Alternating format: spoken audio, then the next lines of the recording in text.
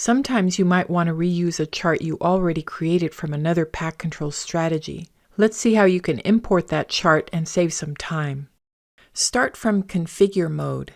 Click Config. From the Chart menu, select Import. From here, you can create a new chart, or you can replace an existing chart with the chart you're about to import.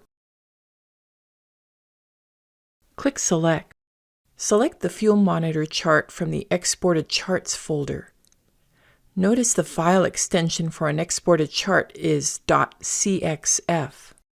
We installed the files for these training exercises in a prior lesson. If you don't have them on your computer, take a moment to install them now, as we'll be using them throughout these courses. Click Open. We're going to create a new chart in our strategy. The From field has the chart we just selected. Over in the To field, type in the name you want to call the chart in your strategy. Type in Fuel Monitor and click OK. A new chart name, Fuel Monitor, is created in your strategy, and a chart import report is displayed. This report will show you how the tags in the chart match with the tags that are already in the strategy. Our imported chart didn't bring over any tags. We can see that in this other example. If any tags from the chart don't already exist in the strategy, they're created.